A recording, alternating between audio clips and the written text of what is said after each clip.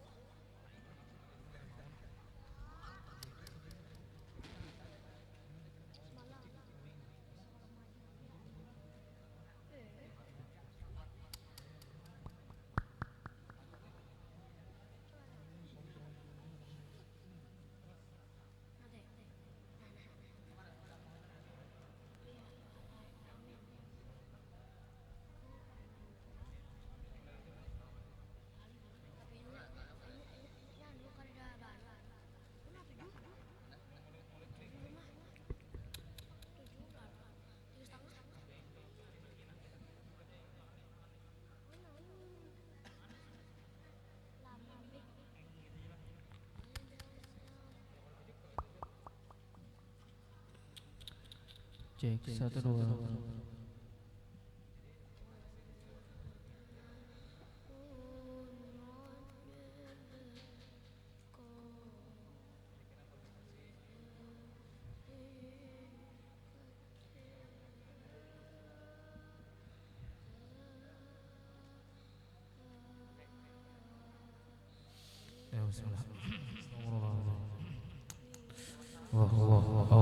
Allah seturut.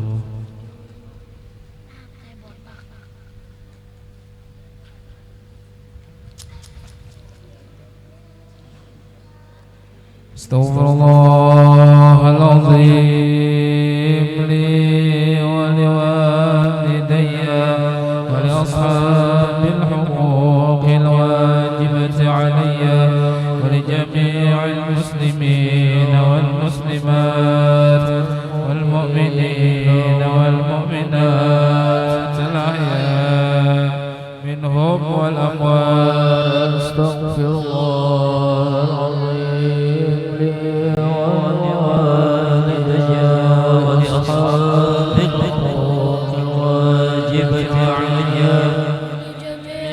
المسلمين والمسلمات والمؤمنين والمؤمنات الأحياء منهم والأموات. أستغفر الله العظيم لي ولوالدي ولأصحاب الحقوق الواجبة ولجميع المسلمين والمسلمات والمؤمنين والمؤمنات الأحياء منهم والأموات.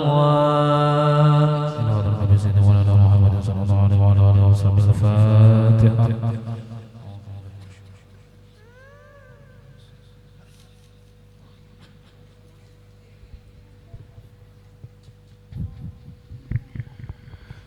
فيا أيها الراجون منه شفاعة صلوا عليه وسلموا تسليما. اللهم صل وسلم وبارك عليه. ويا أيها المشتاقون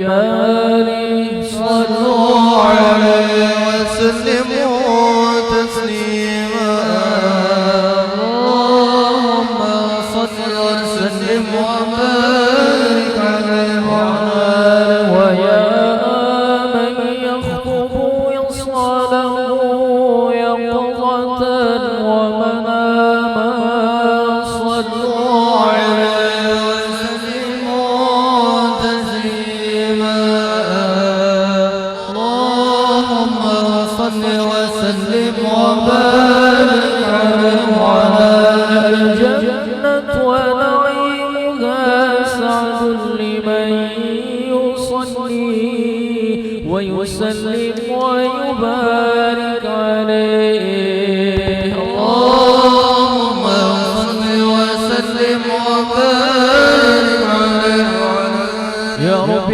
صل على محمد أشرف بدر في الكون أشراق ويا ربي صل على محمد أشرف بدر في الكون يا رب أشراق صل على محمد أكرم داعي يدعو إلى الحق يا ربي صل على محمد أكرم داعي يدعو إلى الحق يا رب صل على محمد المصطفى الصادق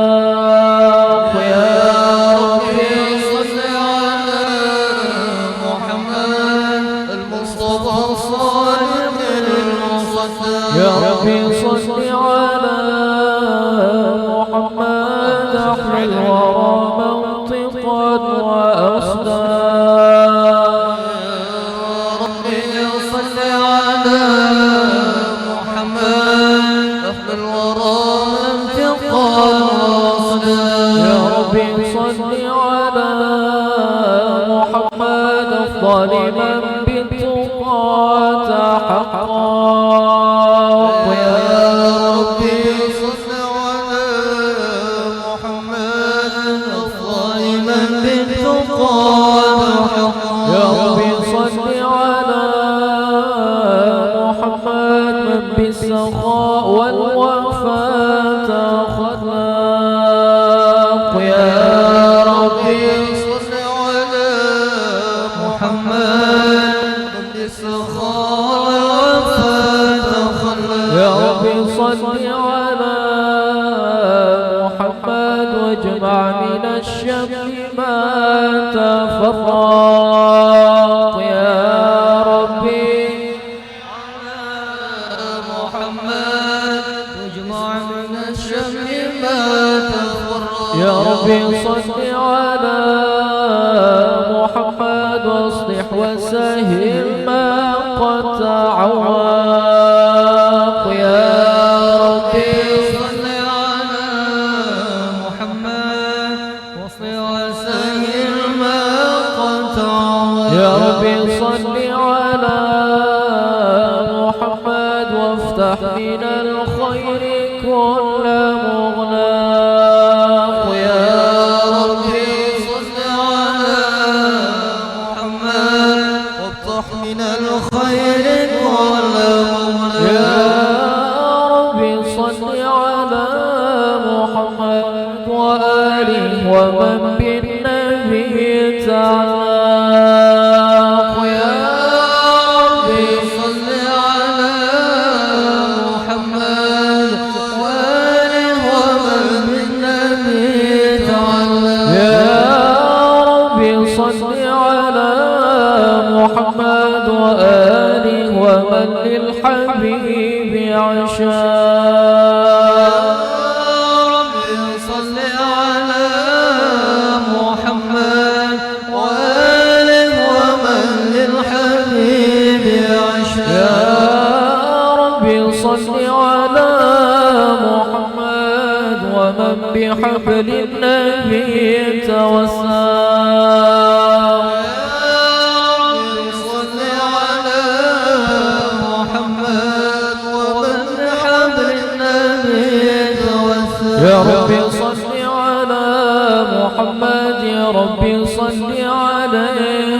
وسلم يا ربي صل على محمد يا ربي صل عليه وسلم اللهم صل وسلم وبارك عليه وعلى من الشيطان الرجيم لقد جاءكم رسول من أنفسكم عزيز عليه ما عنتم حريص عليكم بالمؤمنين رؤوف رحيم فإن تولوا فقل حسبي الله لا إله إلا هو عليه توكلت وهو رب العرش العظيم إن الله وملائكته يصلون على النبي يا أيها الذين آمنوا صلوا عليه وسلموا تسليما اللهم صل وسلم وبارك على محمد اللهم صل وسلم وبارك عليه وعلى آله بسم الله الرحمن الرحيم الحمد لله الذي قد أوجد من نوره نورا به عم الهدى سبق العوالم في الوجود بأسرها فالكل منهم في الحقيقة مبتدأ أعني بذلك نور من ساد الورى وانزكت عناصر الشريفة واحتداء المصطفى خير الخلائق من سما وعلى على فلك السيادة سوددا صلى عليه مسلما مولاه مع آل له وصحب ما نجم بدا هو رحمة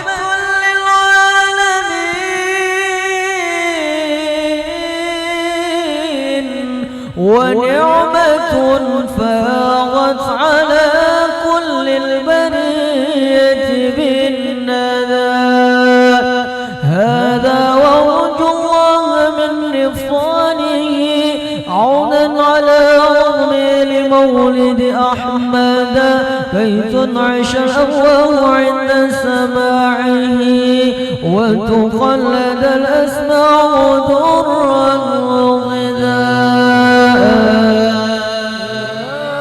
رب اغفر للصلاة وارحمه وعلى السلام ذاتك سرمدا اللهم صل وسلم وبارك عليه وعلى اللهم صل وسلم وبارك عليه وعلى آله اعلم بأن الله قدر سابقا تكوينه هذا الجناب المفردا إذ قال جل لقدرة من نوره كوني بقدرتنا الحبيب محمدا فهو الحبيب المجتبى قدما كما قد صح هذا بالدليل وأسندا وعليه في الأزل النبوة أفرغت ولنا به المولى المعظم أسعدا وبوجهه آدم لها هذا النور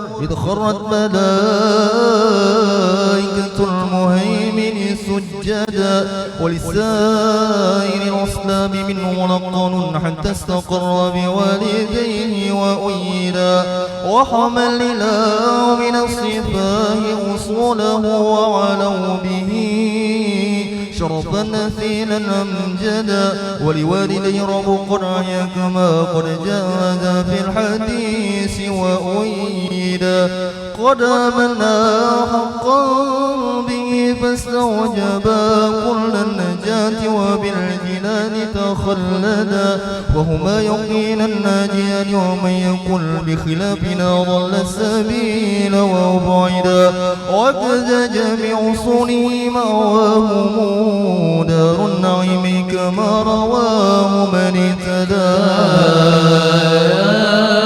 يغفر بالصلاة ضريح حوالي عليه السلام ذلك سرمدا اللهم صل وسلم وبارك عليه وعلى صل وسلم يا سلام يا سلام على النبي خير الأنام والآل والصحب الكرام ما حنموش تقل لما صلي وسلم يا سلام على النبي خير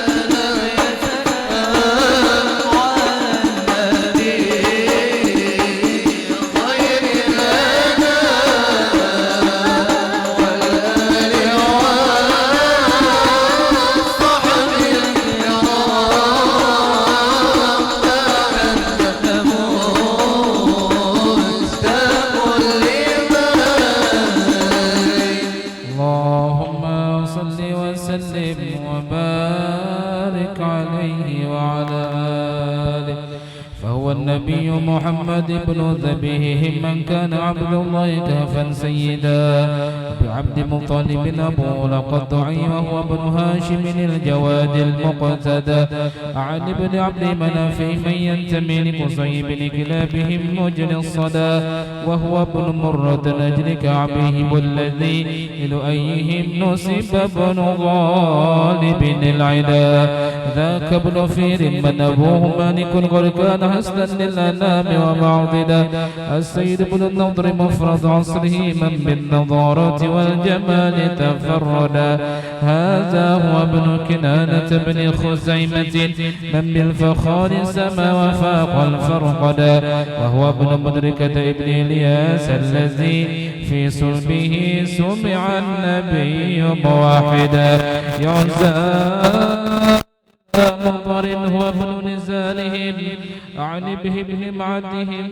من أرشدا وهو ابن عدنان الإمام المنتقى من للذبح له انتساب وكدا هذا هو النسب الذي اتفقوا عليه ومن يخط من بعد خالف واعتدى وإليه قد كان المشفع ينتهي ويكذب نسبه مهما عددا وهو الذي فرض علينا حفظه وكذاك كل مكلف قد وحدا أكرم به نسبا بعقد نظامه وهلا مفاخره الوجود تقلدا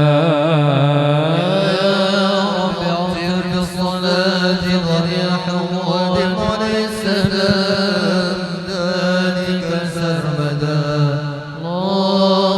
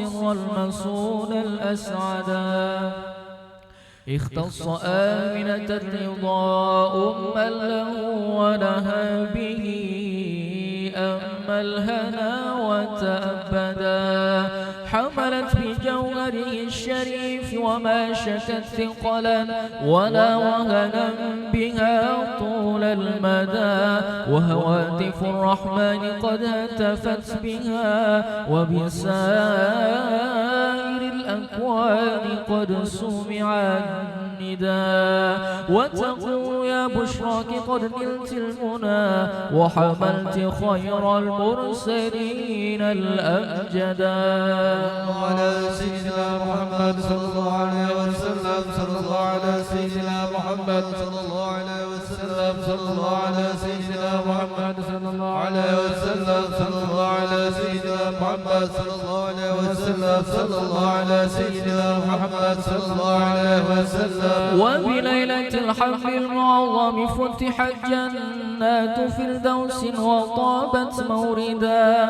والملك والملكوت فيها عطرا والأنس وافى والسرور تجددا وبعامها قد عما خصب في الورى من بعد جذب للبرية أجهدا وتباشرت بالشرق والغرب الوحوش وبالصفا طير المسرات غردا وأهيل شرك أصبحت أصنامها منكوسة وهوانها لن يجحدا وبعام فتح لقب ذا العام إذ كم من فتوحات به لن تهدى وجميع أحبرت أخباره وزاها بها وجه الزمان توردا وتقول حان نور بدر السعد من أفق العلا لنرى الحبيب ونسعدا في عامه كل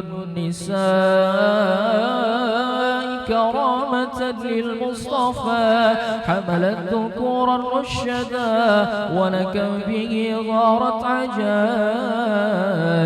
جبة عنها لقد ضاق النطاق تعددا يا رب اغفر بالصلاة ضريعه ولمولي السلام ذلك سرمدا اللهم صل وسلم وبارك عليه وعلى آله من حمله لما مضى شهران قد وافى المنون بالنبي الأجودا وبطيبة قد كان ذلك مسأة أخوله من أرض شام مسعدا وأقام فيها عندهم متوجعا شهرا سقيما صابرا متجلدا وضريحه قد أشرقت أنواره من زاره نال المنى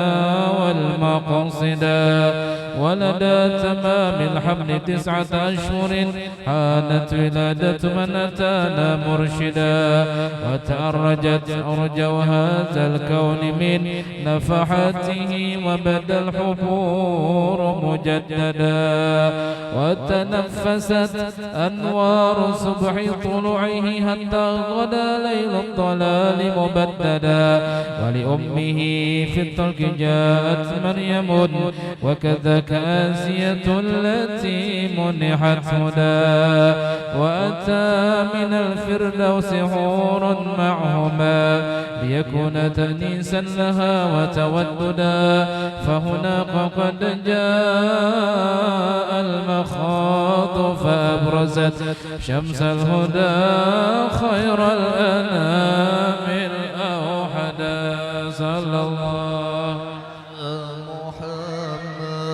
صلى الله عليه وسلم صلى الله على محمد صلى الله عليه وسلم صلى الله على محمد يا ربي صل وسلم يا نبي سلام عليك يا رسول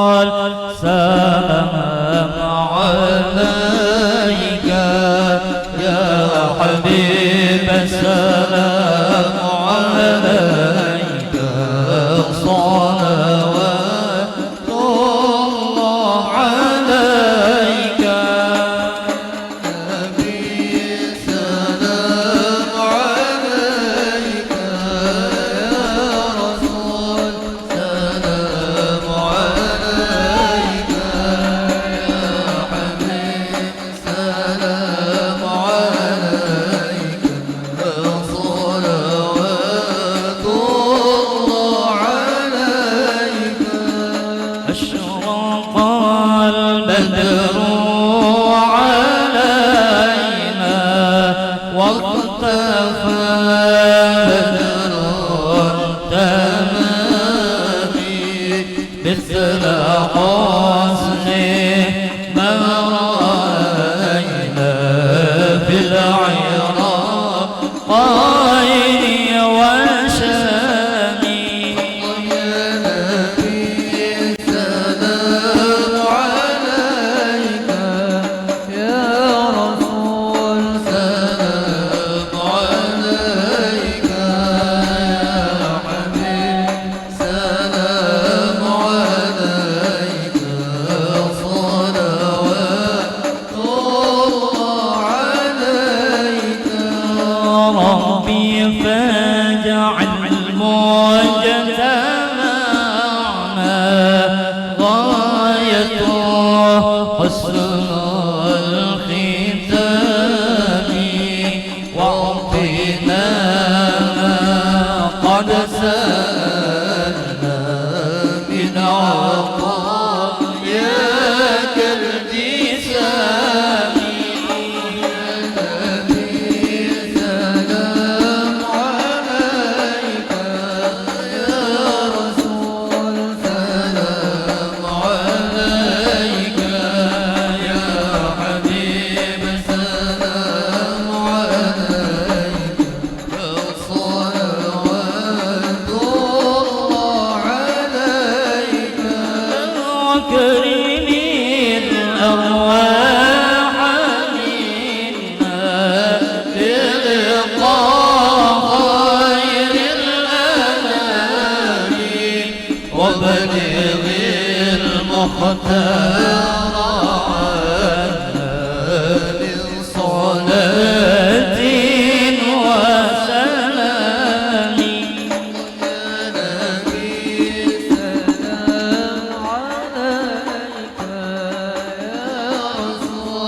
سلام عليك يا حبيب سلام عليك، صلوات الله عليك.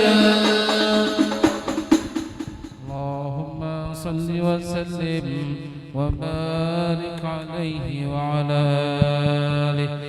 ولذكر مولده يسن قيامنا أدبا لدى أهل العلوم تأكدا. وبأكمل الأوصاف جاء نبينا وبدا يهلل ساجدا متعبدا، إذ لاها مختونا نظيفا طيبا مقطوع سر بل كحيلا أو يدا، وإلى السماوات العلية رافعا لشريف راس مثل ما رفع اليدا، وله الملائك شمتت لعطاسه من بعد ما حمد الإله ومجدا. كم من خوارق يوم مولده بها قد أسس الدين القويم وشيدا، من ذلك النور الذي شمر الورى وازداد وادي الشام منه توكدا، وخمود النيران لفارس التي من ألف عام وكدت لن تخمدا، وكذا السماوات العلا حفظت به من كل شيطان رقام متمردا، وسماوات فاضت وغاضت سوة وبدع وللكسر بددا، ومكة قد كان مولده الذي أحيا القلوب فحب هذا مولدا، وبالثاني عشر من ربيع الأول في يوم الاثنين المفخم ذي الجدا، وبعام فيل صح ذاك كما تروى الثقات به الحديث معضدا، وبسابع الميلاد أولم جده وأجاد فيه فكان عيدا مشهدا، وبأشرف الأسماء وهو محمد سماه راجي ربه أن يهمدا، وله إله الخلق حقق ما رجاه لخير محمود له نفس الفداء. يا رب بالصلاة والرحمة والسلام ذلك سرمدا. اللهم صل وسلم وبارك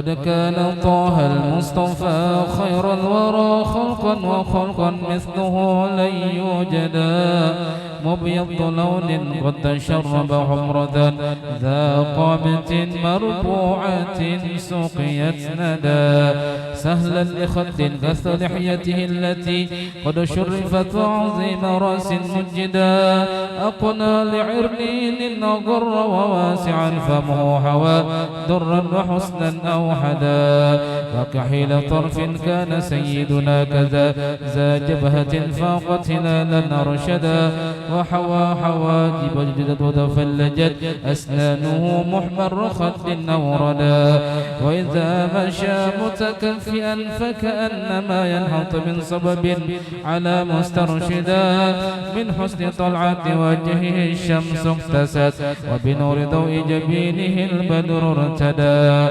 ويفوح منه شذا يفوق بطيبه مسكا زكيا مستطابا نجودا ويعظم الشرفاء والفضل ولم يحقر فقيرا بل ندى متعودا ولأهله ذا خدمة متواضعا لله في دار الفناء زاهدا والثوب يرقع بل يخسف نعله والعذر يقبله ويصفو عن عدا لله يرضى ثم يغضب إن فشت حرماته إذ في عواقبها الردى وتهابه كل الملوك جلالة ولمن يلاقي بالسلام قد ابتدى ويمازه الأصحاب حق مزاحه ولهم بنس لا يزال مسددا كم من خصائص ليس يصر جمعها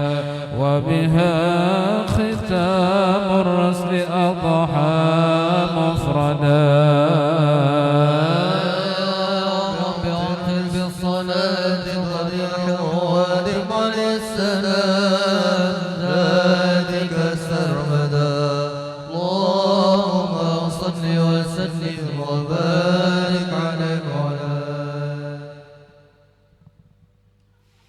أشرقت أنوار نبينا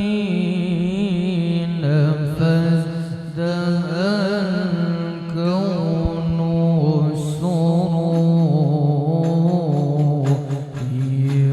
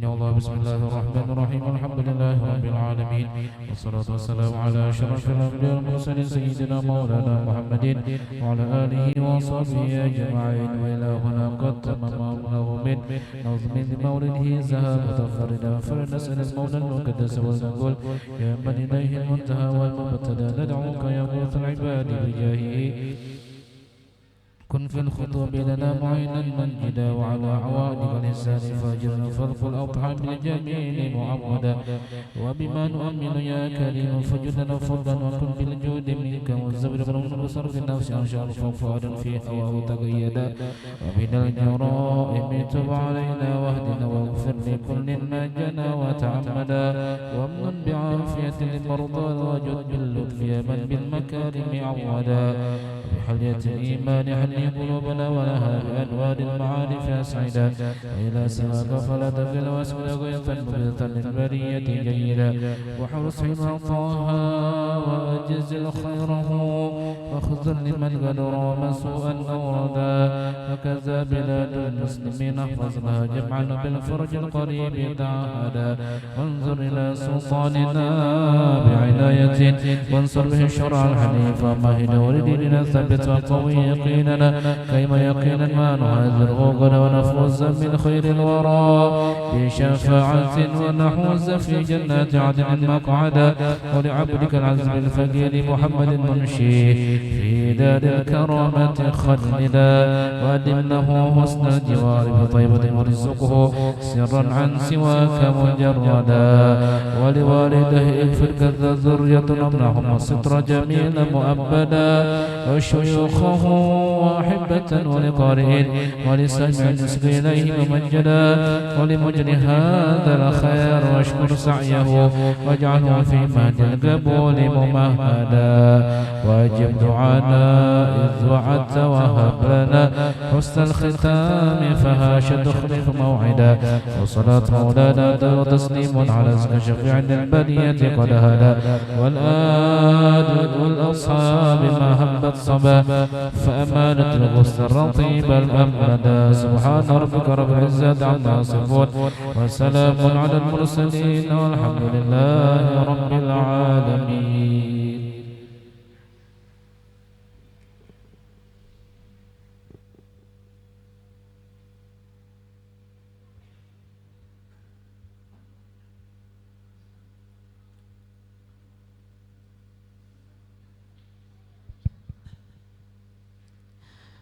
Assalamualaikum warahmatullahi wabarakatuh. Alhamdulillahi rabbil alamin. Assalatu wassalamu ala rasulillah nabiyil karim wa ala alihi wa sahbihi wa barik wa sallim ajma'in, amma ba'du. Pertama-tama dan yang paling utama, marilah kita panjatkan puja dan puji syukur kita kehadirat Allah Subhanahu wa taala, yang mana berkat limpahan rahmat serta karunia-Nya pada malam hari ini kita dapat berkumpul dalam rangka memperingati peringatan Maulid Nabi besar Muhammad sallallahu alaihi wasallam. Tak lupa pula salat serta salam semoga selalu tercurah kepada junjungan kita Nabi besar Muhammad sallallahu alaihi wasallam, yang mana berkat perjuangan beliau beserta para sahabatnya pada malam hari ini kita dapat menikmati yang namanya iman, Islam dan ihsan,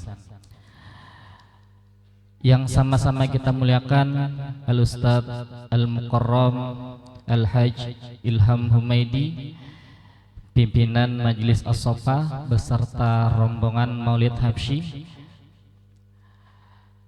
yang sama-sama kita hormati guru-guru agama, tokoh masyarakat yang hadir pada peringatan Maulid malam hari ini, beserta para jamaah yang hadir pada malam hari ini.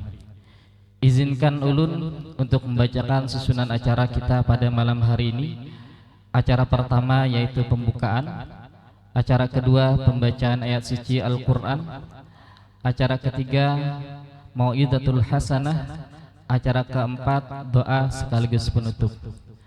Untuk membuka acara kita pada malam hari ini, marilah sama-sama kita awali dengan membaca Al-Quran Suratul Fatihah dengan niat mudah-mudahan kita mendapatkan keberkahan dari Allah dan kita mendapatkan syafaat dari Rasulullah SAW. Untuk membacakan Suratul Fatihah ini kami mintakan dengan segala hormat kepada Al-Ustadz Al-Mukarram Al-Haji Al-Humaidi wa yafalitafaddal mashkurah. La hadratin Nabi Al-Fatihah.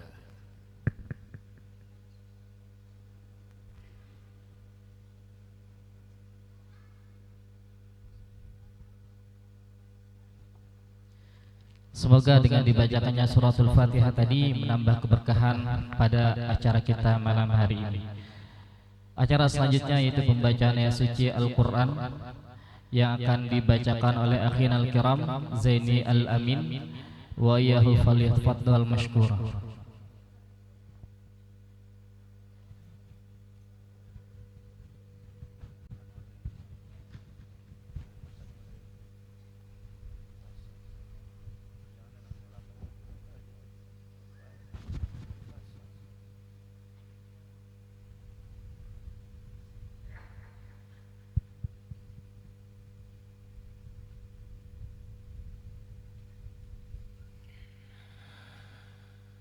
Assalamualaikum warahmatullahi wabarakatuh.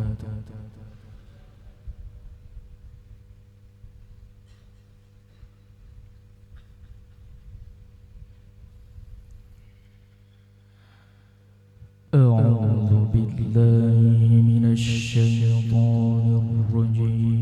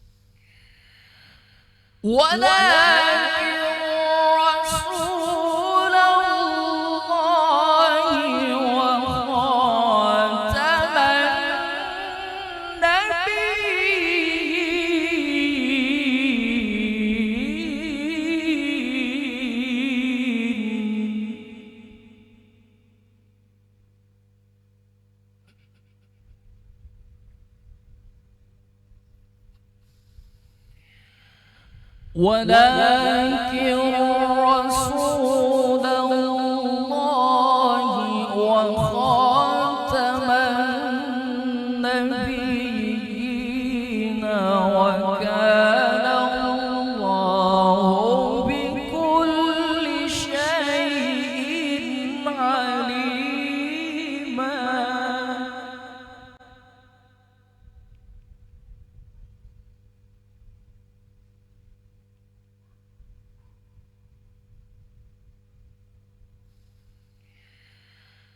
يا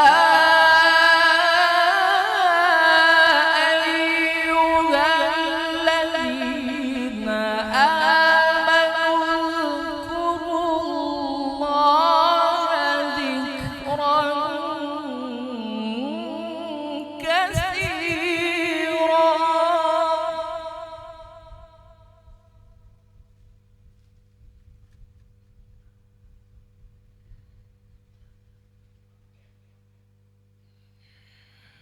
وسبحوه بكرة اذكروا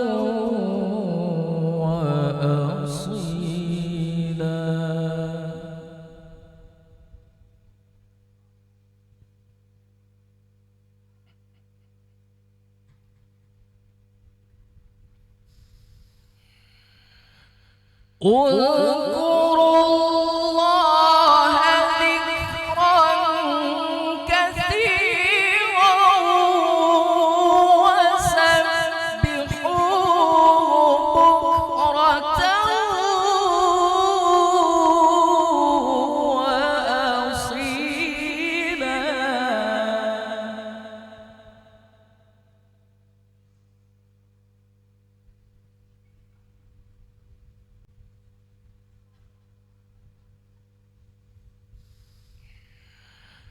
هو الذي يصلي عليكم وملائكته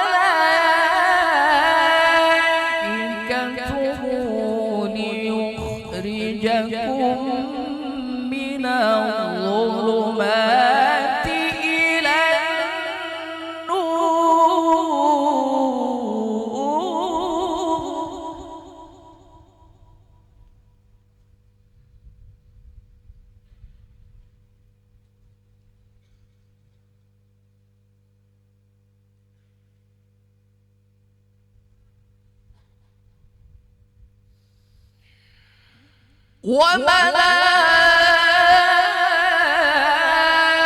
وملائكته ليخرجكم من الظلمات إلى النور.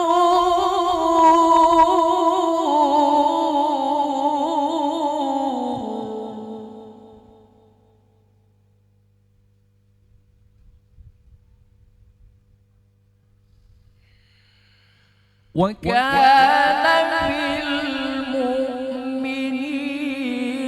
رحيما.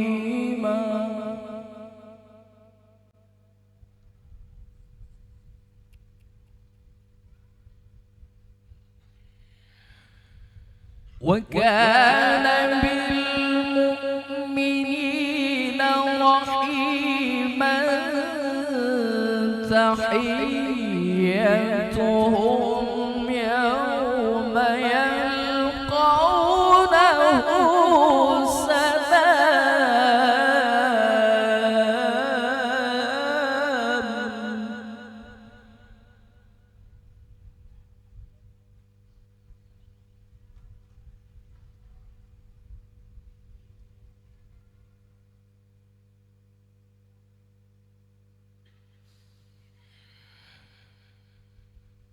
يا أيها النبي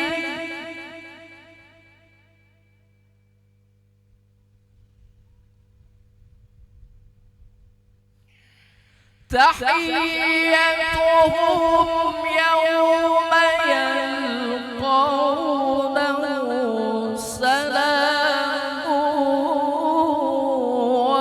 وأعد لهم أجرا كريما.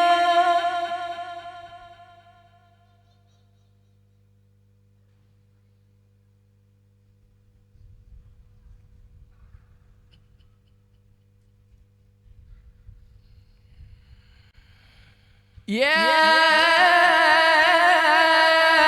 أيها النبي إنا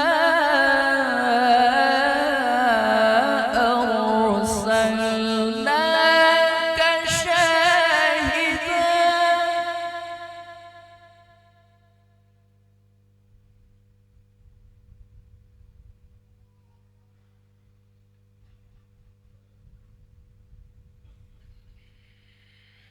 إنا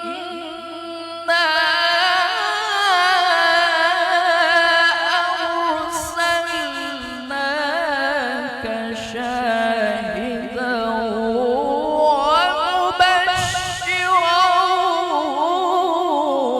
ونذيرا.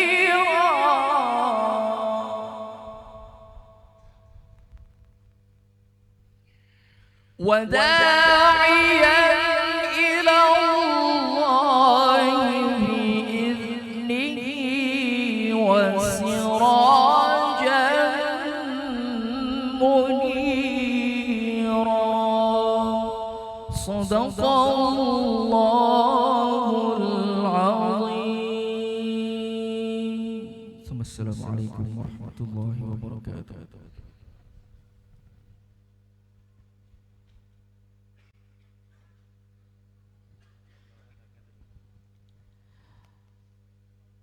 Sadaqallahul azim wa sadaqa rasulul nabiyul karim wa nahnu ala dzalika minasyahidin.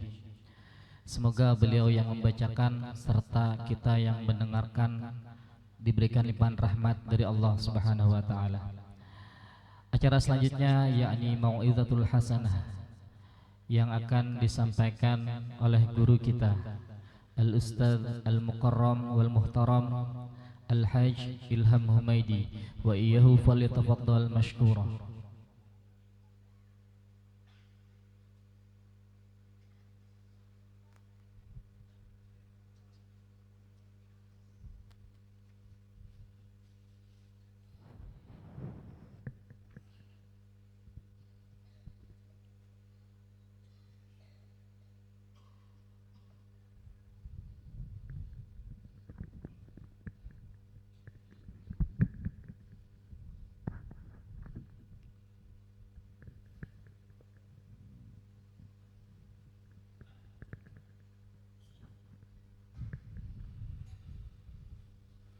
Bismillahirrahmanirrahim. Assalamualaikum warahmatullahi wabarakatuh.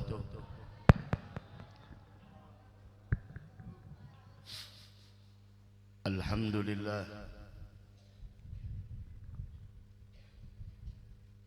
Alhamdulillahilladzi hadana lihadza wa ma kunna linahtadiya laula an hadana Allah. Ashhadu an la ilaha illallah wahdahu la syarika lah wa ashhadu anna sayyidana wa nabiyyana wa habibana wa syafi'ana wa qurrata a'yunina wa nura qulubina Muhammadan abduhu wa rasuluhu arsalahu Allah bil huda wa dinil haqq liyudhhirahu 'ala ad-din kullihi walau karihal musyrikun. Allahumma salli wa sallim ala sayyidina Muhammadin miftahi babir rahmatillah adada ma fi ilmillah salatan wa salaman daimain bidawami mulkillah wa ala alihi wa sahbihi wa man tabi'a hudah amma ba'du. Kita bersyukur kehadrat Allah Subhanahu wa taala di malam yang mulia ini, yaitu malam Jumat. Kita dikumpulkan oleh Allah Subhanahu wa taala di perkumpulan yang sama-sama kita memperingati kelahirannya Nabi kita Muhammad sallallahu alaihi wa ala alihi wasallam. Memperingati kelahiran Nabi Muhammad sallallahu alaihi wa ala alihi wasallam, di dalamnya terdapat zikrullah. Di dalamnya terdapat salawat kepada Nabi besar Muhammad sallallahu alaihi wasallam. Di dalamnya ada silaturrahim. Di dalamnya ada it'amut ta'am. Di dalamnya ada doa yang dipanjatkan. Di dalamnya ada tawasau bil haq wa tawasau bis sabr, yang mana semua itu termasuk di dalam apa yang dianjurkan oleh Al-Quran dan Al-Hadis. Bahkan diriwayatkan bahwasanya oleh Al-Imam Muslim wal Imam At-Tirmidzi wal Imam An-Nasa'i bahwasanya perkumpulan semacam ini juga pernah terjadi di zamannya Nabi kita Muhammad sallallahu alaihi wa ala alihi wasallam. Meskipun konsepnya berbeda, meskipun caranya berbeda, namun perkumpulan yang di dalamnya zikrullah, yang di dalamnya adalah ungkapan dari seorang hamba yang mana Allah telah memberikan nikmat kepada si hamba tersebut, yaitu kita semua, kemudian kita ungkapkan dengan perkumpulan semacam ini. Itu juga pernah terjadi di zaman Nabi kita Muhammad sallallahu alaihi wasallam. Karena perkumpulan maulid, sebagaimana yang tadi kita katakan, perkumpulan maulid di dalamnya zikrullah, di dalamnya salawat, di dalamnya doa, di dalamnya silaturrahim, di dalamnya tawasau bil haq wa tawasau bis sabr, di dalamnya it'amut ta'am. Semua itu adalah masuk di dalam kaidah Islam dan tidak luput dari anjuran Al-Quran dan anjuran Sayyidil Aqwan Nabi kita Muhammad sallallahu alaihi wasallam. Dari karenanya perayaan maulid tidak ada permasalahan.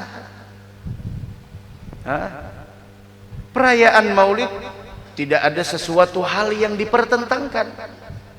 Mengungkapkan kegembiraan, gembira atas lahirnya istri kita, lahiran punya anak lagi, masya Allah, gembira, diperingati, diungkapkan. Punya ternak kambing, kambingnya lahiran, gembira, masya Allah. Punya ternak sapi, sapinya lahiran, gembira, masya Allah, gembira, diungkapkan kegembiraannya. Punya ayam, ayamnya bertelur, masya Allah, gembira, dibikin status, ayamnya bertelur. Ponakannya lahir, gembira, masya Allah.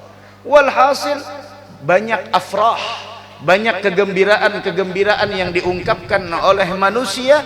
Namun ketika kegembiraan hewannya yang beranak, ayamnya yang bertelur, ponakannya yang lahir, gembira, diungkapkan dengan bersedekah dan lain sebagainya, tidak dipermasalahkan. Tapi yang sangat membingungkan ketika gembira dengan lahirnya Nabi Muhammad, kenapa dipermasalahkan?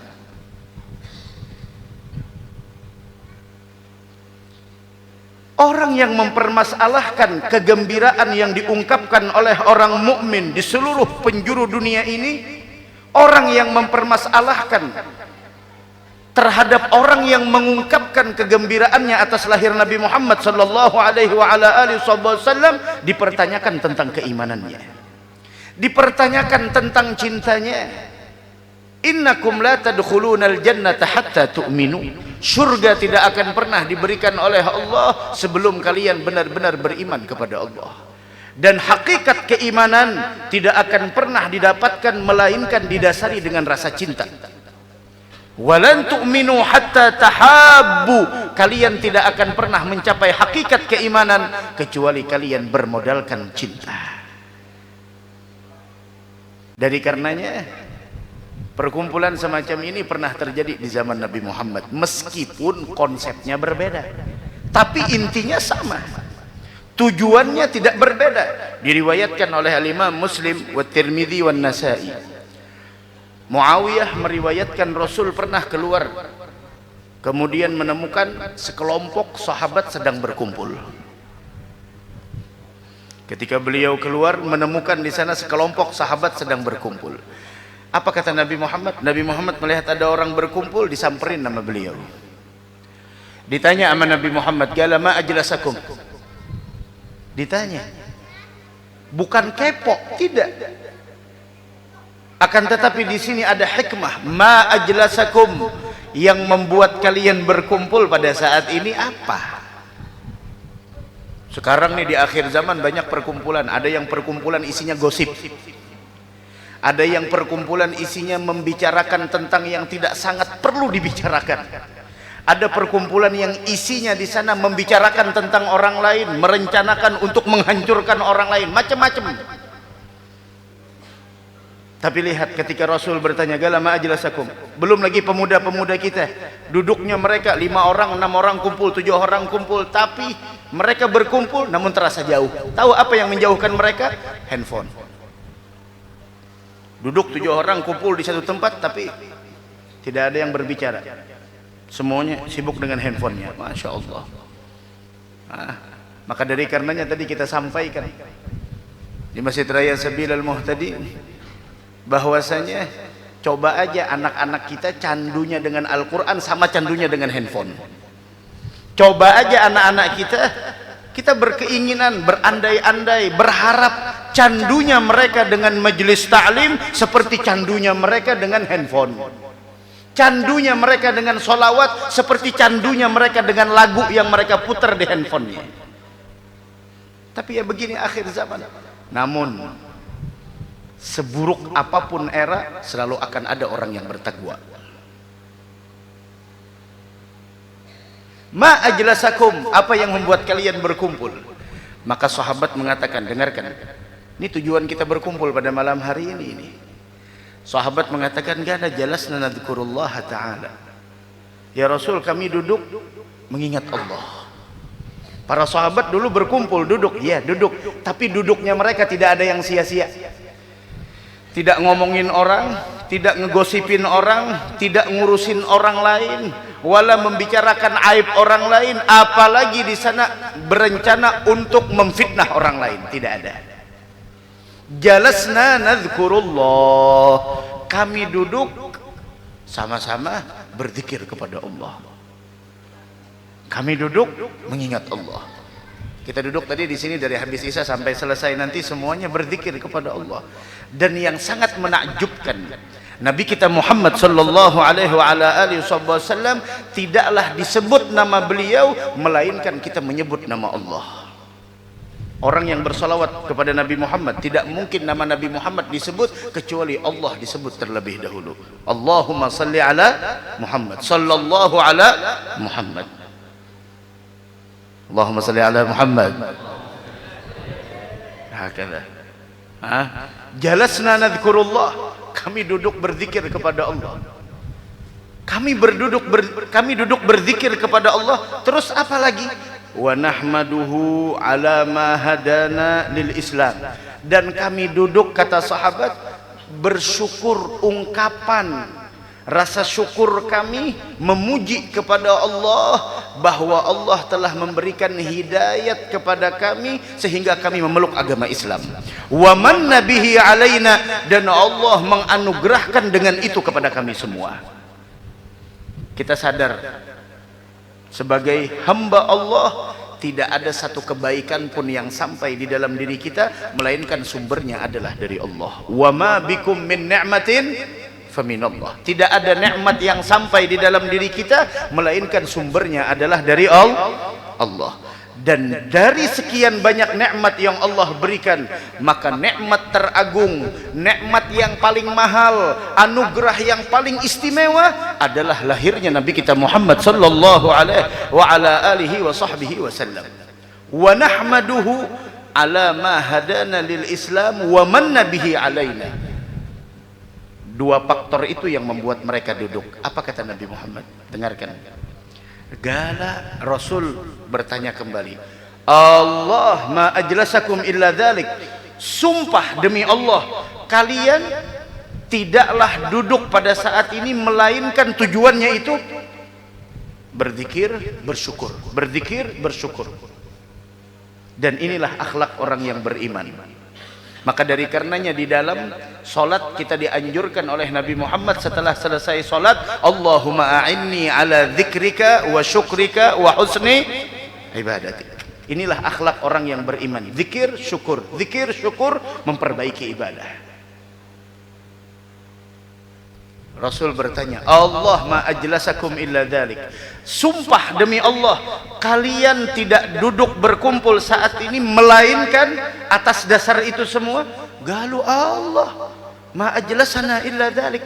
Demi Allah ya Rasul, kami duduk karena berzikir dan bersyukur. Apa kata Nabi Muhammad? Ama inni lam astahlifkum tuhmatan lakum.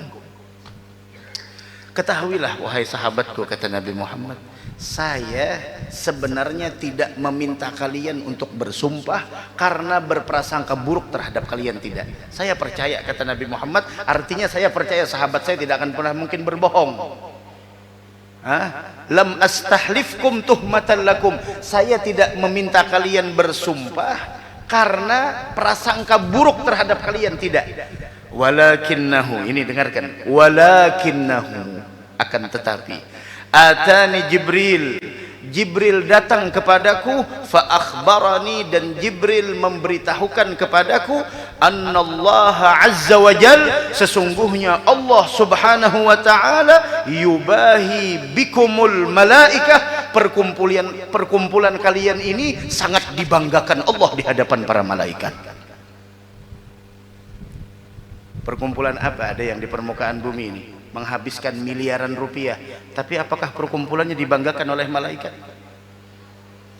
Perkumpulan yang ada di dunia ini menghabiskan miliaran, ratusan juta rupiah, dari puluhan juta, ratusan, miliaran, triliunan, anggaran dikeluarkan dan lain sebagainya, tapi pertanyaannya, apakah perkumpulan tersebut dibanggakan Allah di hadapan para malaikat?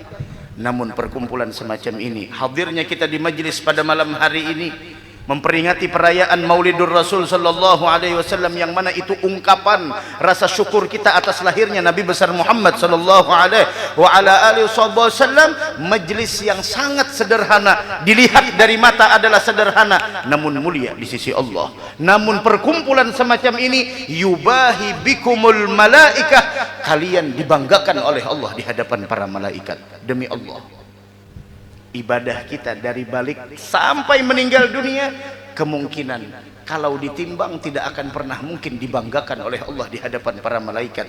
Namun perkumpulan kita dalam zikrullah, dalam syukur atas nikmat yang Allah berikan, perkumpulan zikir, perkumpulan syukur, itu adalah perkumpulan yang dibanggakan oleh Allah di hadapan para malaikat. Kita tahu pada malam hari ini, tapi pertanyaannya, setelah keluar dari ini majlis, setelah keluar dari ini perayaan, bagaimana sikap kita dengan majlis-majlis ilmu, perkumpulan-perkumpulan zikir, perkumpulan yang mana di dalamnya mengungkapkan rasa syukur kepada Allah subhanahu wa ta'ala. Mudahan diberikan keistiqomahan oleh Allah subhanahu wa ta'ala. Amin ya rabbal alamin. Kalau kita bercerita tentang kelahiran Nabi Muhammad, semuanya udah pada tahu. Tiap tahun dirayakan, tiap tahun diperingati, tiap tahun diadakan, tidak di masjid, tidak di musalla, tidak di majelis taklim, tidak di pondok pesantren atau di rumah-rumah, diadakan semuanya.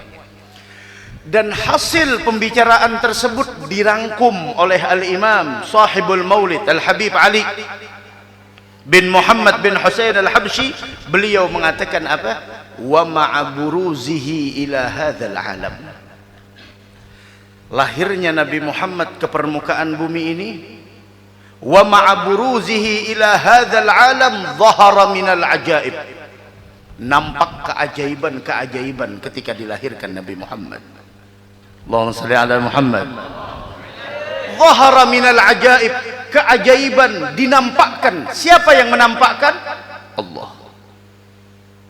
Siapa yang memperlihatkan? Allah Azza wa Jal, Al-Hayyul Qayyum, Al-Qawi, Al-Qadir, Dzul Jalali wal Ikram. Allah yang menampakkan. Dhahara minal ajaib. Tujuannya apa? Taib, bayi sebelum kita, bayi sebelum Nabi Muhammad banyak yang dilahirkan. Bayi setelah Nabi Muhammad banyak yang dilahirkan. Tapi adakah kelahirannya seperti kelahiran Nabi Muhammad sallallahu alaihi wasallam? Adakah bayi yang dilahirkan sebelum beliau dan setelah beliau sama kelahirannya, peristiwanya terjadi seperti apa yang dialami oleh Nabi Muhammad? Wa ma'aburuzihi ila hadzal alam. Terlahirnya Nabi Muhammad di alam semesta ini, keajaiban begitu jelas. Tujuannya apa? Apa yang bisa diambil pembelajaran? Seluruh dunia, barat, timur, utara, selatan, semuanya bergemuruh, ya Nabi salam alaika. Kelahiran apa ini? Tahu tujuannya apa? Yadullu ala annahu asyraful makhluqin wa afdalul habaib. Semua keajaiban yang tidak mungkin kita mampu menceritakannya, tidak mungkin seseorang itu mampu menghitung bagaimana keindahan Nabi besar Muhammad sallallahu alaihi wa ala alihi wasallam. Namun semuanya itu tahukah? Yadullu ala annahu asyraful makhluqin, menunjukkan bahwasanya Nabi Muhammad adalah makhluk yang paling mulia. Allahumma salli ala Muhammad. Wa afdalul habaib, dan tidak ada manusia yang paling dicintai oleh Allah melainkan Nabi kita Muhammad sallallahu alaihi wa ala alihi wa sahbihi wasallam. Dari karenanya lihat Asy-Syaikh Abdurrahman Ad-Dibai atau yang biasanya kita sebut Maulid Diba. Nah, ada Asy-Syaikh Abdurrahman Ad-Dibai, beliau di dalam maulidnya meminta kepada Allah Subhanahu wa taala. Permintaan beliau tahu apa? Permintaan beliau satu dari sekian banyak, tapi ini yang ulun ambil. Permintaan beliau, istamil al-sinatana fi madhihi wa nusratih. Ini kalau kita baca sejarah Syekh Abdurrahman bin Ali Ad-Dibai, beliau itu Pak Bu dari semenjak kecil udah ditinggal sama ayahnya. Ayahnya kerja, tahu-taunya meninggal dunia. Ayahnya berlayar pergi, sampai pada akhirnya dari semenjak kecil beliau sudah tidak melihat ayahnya lagi. Tapi lihat, meskipun ayahnya tiada, tidak menyurutkan tekad seorang Syekh Abdurrahman bin Ali Ad-Dibai Asy-Syaibani untuk memperdalam ilmu pengetahuan agama. Tidak punya ayah, apa kabar anak yang masih punya ayah? Apa kabar anak yang masih punya ibu? Mana pendidikannya? Pak, Bu, tugas orang tua bukan hanya memberikan makanan kepada anak. Tugas orang tua bukan hanya memberikan tempat tinggal yang layak kepada anak, namun tugas orang tua yang lebih wajib dari itu semua, bagaimana engkau memberikan pendidikan yang baik kepada mereka. Coba lihat Asy-Syaikh Abdurrahman Ad-Dibai. Mungkin kita kejauhan, taib, kita tarik yang ada di tempat kita. Almarhum Abah Guru Sekumpul, bagaimana kehidupan beliau di masa kecilnya? Sekolah sambil kerja, ekonomi yang sangat-sangat tidak stabil, yang mengharuskan beliau kadang-kadang membeli ini untuk orang yang sekian banyak, menengah ke bawah. Tapi apakah keterbatasan materi menyurutkan tekad beliau untuk menjadi orang yang memperdalam ilmu agama? Apakah keterbatasan materi menjadikan seseorang di sana tidak semangat di dalam menuntut ilmu pengetahuan agama? Tidak. Tapi bagaimana kabarnya anak-anak kita yang masih punya ayah dan ibu? Mana ayahnya? Mana ibunya? Didikan apa yang ditanamkan? Didikan apa yang ditanamkan kepada anak-anaknya? Bagaimana perilaku anak-anaknya? Orang terkadang beranggapan seperti ini, alah, dosa nuntut ilmu agama, paling nantinya begini. Anak ketika mempunyai keinginan untuk menuntut ilmu agama, maka ketahuilah anak tersebut diliputi dengan kebaikan. Ini di era kita tahun 2025, tidak zaman lagi anak yang tidak bisa baca Al-Quran. Bukan zamannya lagi.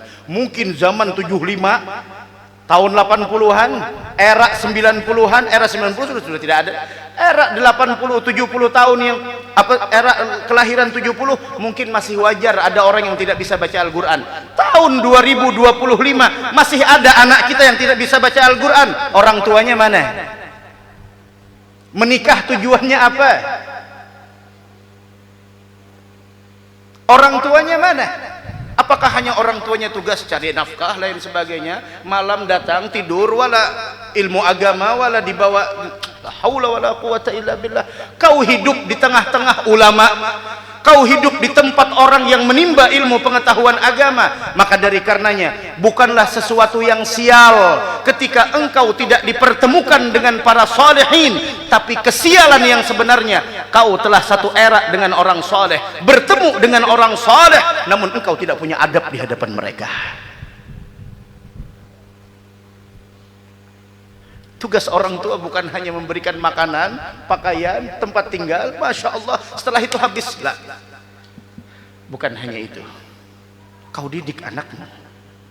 Lihat Syekh Abdurrahman Ad-Dibai, masya Allah, diasuh oleh kakeknya dengan keterbatasan ekonomi dan materi. Lihat almarhum Abah Guru Sekumpul dengan keterbatasan materi dan ekonomi, ulun pernah ketemu dengan salah seorang di Bakamban. Sananya pada alu-aluh. Ada pengajian bulanan di desa di sana. Ada guru Sayuti. Beliau dahulunya sempat bertemu dengan abahnya almarhum Abah Guru Sekumpul, yaitu Tuan Guru Haji Abdul Ghani.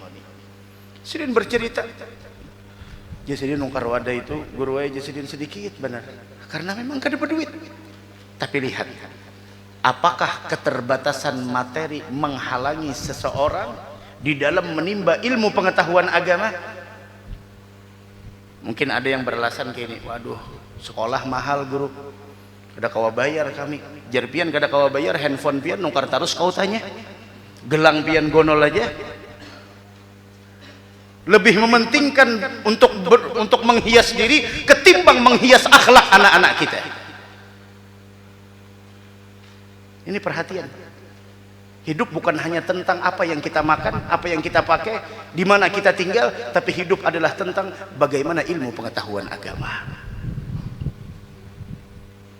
La ilaha illallah. Mudah-mudahan Allah rubah keadaan kita dengan sebaik-baik keadaan. Inilah warisan yang ditinggalkan oleh Nabi kita Muhammad sallallahu alaihi wasallam. Ada Syekh Abdurrahman bin Ali Ad-Dibai atau yang disebut dengan Ibnu Diba. Itu beliau sampai pada akhirnya menjadi ulama besar. Ada orang yang Masya Allah materinya tidak ada, semangatnya tinggi untuk nuntut ilmu sehingga jadi orang. Ada orang yang hartanya banyak, uangnya banyak, ayahnya mempunyai apapun, tapi anaknya yang tidak ada ketertarikan untuk menuntut ilmu agama. Sekarang bagaimana nasibnya? Lihat yang kita hauli di tempat kita dan di luar sana. Siapa yang dihauli, yang dihadiri banyak orang itu siapa? Apakah orang yang dulunya banyak punya tanah, banyak punya harta? Lah, mereka adalah ahlul ilm, orang-orang yang punya ilmu pengetahuan agama. Wah, kadang-kadang langsung apa namanya, langsung kena mental. Kada mungkin juga jadi kayak Sidin tuh.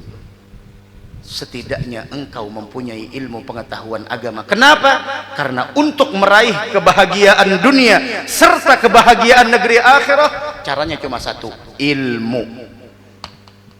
Khalas. Dan besok di hari kiamat,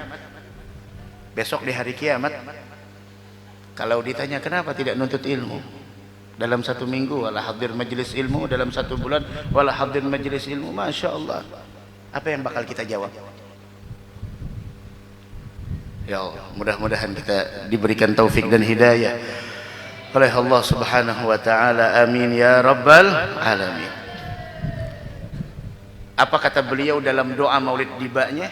Itu perjalanan historinya beliau, histori Syekh Abdurrahman Ad-Dibai. Artinya beliau di masa kecilnya sudah tidak mendapatkan kasih sayang sosok ayah, namun tidak menyurutkan semangat beliau di dalam menuntut ilmu agama, sehingga lihat bagaimana beliau tetap dikenang melalui maulid dan karya-karya beliau. Di antara doa beliau, dan ini menutup pertemuan kita pada malam hari ini, apa kata beliau? Istamil alsinatana fi madhihi wa nusratih. Ya Allah, gunakan lisan kami ini. Ini doa beliau dalam maulid. Gunakan lisan ini lisan kita. Lisan ini nikmat Pak, Bu. Kita diberikan lisan ini nikmat. Lisan ini bentuknya kecil, namun bahayanya sangat besar. Dan banyak orang yang disiksa habis-habisan di dalam api neraka karena lisannya. Wa Nabi Muhammad sallallahu alaihi wa ala alihi wasallam la yaqulu wa la yaf'alu illa ma'rufa. Tidak ada perkataan yang keluar dari lisan beliau, tidak ada tindakan yang nampak dari diri beliau, melainkan adalah bernilaikan kebaikan. Mudahan kita bisa mencontoh Nabi Muhammad. Setidaknya kalau kita tidak bisa mengatakan perkataan yang baik, yang diridhai Allah, jangan mengatakan perkataan yang membuat Allah murka. Istamil alsinatana ya Rabb, gunakan, pakai, pergunakan lisan saya ini untuk memuji Nabi Muhammad dan untuk menolong syariatnya Nabi Muhammad. Masya Allah Pak, Bu, ada orang lisannya digunakan tahu buat apa? Buat gosip, buat mencela, buat menghina, buat mencaci, buat memaki, buat kata-kata kotor. Namun lihat di sana, orang soleh dia meminta lisannya untuk memuji Nabi Muhammad. Orang yang lisannya digunakan untuk kata-kata yang kotor tidak akan pernah mungkin bisa digerakkan untuk sesuatu yang mulia. Maka dari karenanya beruntung malam hari ini, mudah-mudahan dosa kita diampuni oleh Allah Subhanahu wa ta'ala. Pak, Bu, jaga lisan. Istri-istri kita di rumah, istri kita di rumah, anak-anak kita, perhatikan, kontrol dengan siapa mereka bergaul. Istri kita ketika duduk sama orang di teras rumah dan lain sebagainya, apa yang dia obrolkan. Jangan sampai yang dia obrolkan adalah gosip, fitnah, bahkan cacian, hinaan, makian. Jangan, udah cukup dah. Umur semakin menua, kematian semakin dekat. Dan kehidupan ini, kalau kita pikirkan, kehidupan kita diawali dengan membuka mata dan diakhiri dengan menutup mata. Selesai. Kehidupan kita diawali dengan membuka mata, terlahirkan dengan mata kita terbuka, dan diakhiri dengan menutup mata. Itulah kehidupan kita. Sayang, umur kita terlalu mahal. Umur digunakan untuk gosip, caci maki, hinaan, membicarakan keburukan orang lain. Udah. Al-Quran ada di rumah, dalail ada di rumah, tasbih ada di rumah. Ayo bismillah, gunakan. Untuk apa lagi? Istamil alsinatana fi madhihi wa nusratih, dan gunakan lisan ya Rabb untuk bisa menolong agamanya Nabi Muhammad.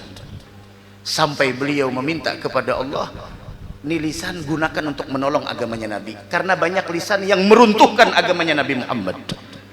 Orang ingin ke majelis, orang ingin ke pengajian, orang ingin masukkan anaknya ke pondok pesantren. Masya Allah, dikasih paham dengan pemahaman yang keliru. Buat apa? Nyokalahkan anak di pondok pesantren. Pondok pesantren begini. Masya Allah, yang harusnya lisannya dia gunakan untuk menolong agama Nabi Muhammad, dia gunakan untuk menghancurkan agama Nabi Muhammad. Kan itu tulisan, bukan ucapan. Tulisanmu adalah apa yang keluar dari lisanmu. Hati-hati. Dan beliau meminta, wahyina mutamassikina bisunnatihi wa ta'atihi, hidupkan kami berjalan di dalam sunnahnya. Orang tua bagaimana mau tahu sunnahnya Nabi Muhammad kalau jauh dari ulama? Bagaimana mungkin kita bisa hidup berjalan di jalan sunnahnya Nabi Muhammad, di jalannya Nabi Muhammad, dalam syariatnya Nabi Muhammad, kalau kita selama hidup jauh dari ulama, jauh dari salihin? Dan jauh itu bukan kilometer, tapi jauh itu adalah hatinya seorang. Terkadang dia tinggal milimeter dekat tapi terasa jauh. Kenapa? Dari karenanya dikatakan oleh ahlu hikmah, jangan takut dengan gelapnya malam. Kenapa? Segelap apapun malam akan terbit fajar. Tapi yang harus dicemaskan adalah gelapnya hati. Kenapa? Karena gelapnya hati tidak akan pernah ada terbit fajar, kecuali dengan taubat kepada Allah, kecuali dengan engkau siram dengan kembali kepada Allah Subhanahu wa ta'ala.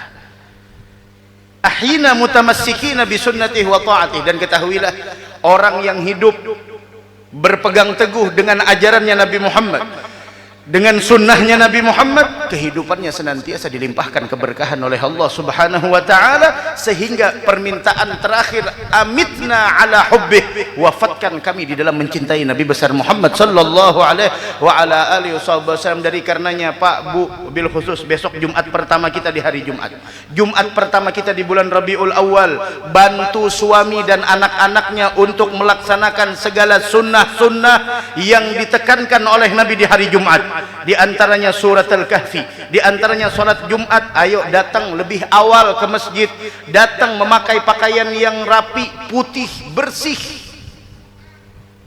Jangan digantikan dengan pakaian-pakaian warna yang lain. Siapa?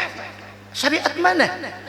Muhammadun al-Ghali, Nabi kita Nabi Muhammad mahal, tidak bisa ditukar dengan apapun. Maaf, dunia dan seisinya semuanya diciptakan karena Nabi Muhammad sallallahu alaihi wasallam. Ajarkan anak-anak kita untuk menghormati tempat yang mulia. Ajarkan anak-anak kita untuk mendengarkan sima'ul khutbah. Yang tua-tuanya subhanallah bakal berakhir. Semuanya tilkal ayyam nudawiluha. Waktu terus berputar. Yang tua bakal hilang, yang muda jadi orang tua, yang anak-anak jadi remaja, kemudian yang muda jadi orang tua bakal selesai. Terus generasi kalau mereka tidak kenal dengan ilmu agama, jadi apa keluarga kita? Tidak semuanya bisa dibeli dengan uang. Ini yang kita pikirkan. Makanya kita doakan mudah-mudahan ulama-ulama kita, orang tua kita panjang umur, sehat afiat, agar kita bisa benar-benar mengetahui mana jalannya Nabi Muhammad, mana sunnahnya Nabi Muhammad. Dan kita meminta, coba lihat, adkhilna ma'ahul jannah, masukkan kami semua bersama Nabi Muhammad ke dalam surga. Fa innahu awwalu man yadkhuluha, karena beliaulah orang yang paling pertama memasukinya. Kebersamaan dengan Nabi di dalam surga diawali dengan bagaimana cara kita berpegang teguh dengan syariat beliau, menghidupkan sunnah beliau, berjalan di jalan beliau selama kita hidup di dunia ini. Mudah-mudahan ada manfaatnya insyaallah, mudah-mudahan ada barokahnya insyaallah, mudah-mudahan Allah memberikan kita semua panjang umur, sehat wal afiat. Tempat-tempat yang ditimba ilmu agama mudah-mudahan diberikan kemakmuran oleh Allah, keberkahan oleh Allah. Anak-anak kita dijadikan anak yang saleh dan salehah. Mudah-mudahan Allah subhanahu wa ta'ala membalas kepada seluruh yang ikut andil dalam acara ini dengan sebaik-baik balasan. Dan mudah-mudahan Allah subhanahu wa ta'ala menggolongkan kita semua orang yang bakal mendapatkan syafaatnya Nabi Muhammad besok nantinya di hari kiamat, dan kita dikumpulkan di dalam surga bersama beliau insyaallah. Amin amin ya rabbal alamin. Wa insyaallah akan datang nantinya malam Jumat yang akan datang, insyaallah itu malam 12 Rabiul Awal. Wa insyaallah kegiatan bulanan di Masjid Raya Sabilal Muhtadin antara maghrib dan isya kita baca maulid. Kemudian lagi di sana dini hari, mungkin jam 3 dini hari, menyambut kelahiran Nabi Muhammad. Ulun mengajak seluruh warga di sini untuk berhadir di tempat ulun di muka di majelis, mengadakan acara maulid dini hari jam 3, dilanjutkan dengan sholat subuh berjamaah, kemudian dilanjutkan dengan pengajian nunggu datangnya waktu isyraq, kemudian sholat. Mungkin ada lalu lintas terganggu, minta maaf pada saat itu, dan tanggal itu adalah tanggal merah, tidak ada yang kerja mungkin pada saat itu. Yang kerja wallahu alam, agama Islam tidak ada yang kerja hari tanggal 12 Rabiul Awal, tanggal merah. Mudah-mudahan kita semuanya dapat taufik dan hidayah insyaallah. Amin ya rabbal alamin. Ampun maaf, hadanallahu wa iyyakum ajma'in. Assalamualaikum warahmatullahi wabarakatuh. Amin ya Allah. Bismillahirrahmanirrahim. Alhamdulillahirabbil alamin. Allahumma shalli wa sallim ala sayyidina Muhammad wa ala alihi washabihi ajma'in. Ij'al jam'ana hadza ya rabb jam'an marhuma, tafarrugan min ba'dihi tafarrugan ma'suma, wa la taj'al lahumma fina wa la ma'ana wa la hawalina mahruman wa la ma'thuma wa la an babika matruda bi rahmatika ya arhamar rahimin. Sallallahu alaihi sayyidina Muhammad wa alihi wasallam. Alhamdulillahi rabbil alamin. Taqabbalallahu minkum.